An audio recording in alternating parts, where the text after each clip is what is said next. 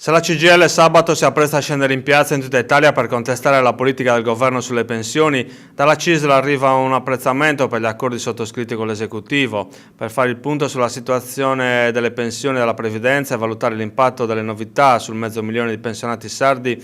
La CISL regionale ha promosso un incontro a Cagliari. Nell'analizzare le novità introdotte negli ultimi tempi, il segretario regionale Ignazio Ganga ha parlato di un varco nel muro di Berlino della legge Fornero.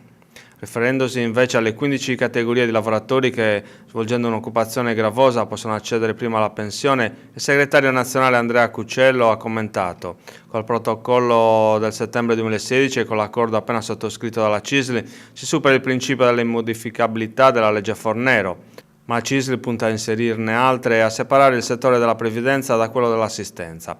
Quanto ai numeri dei pensionati in Sardegna, vengono erogate 579.834 pensioni, delle quali 100.692 dall'ex INPDAP, 478.364 dall'INPS, 778 dall'ex ENPALS.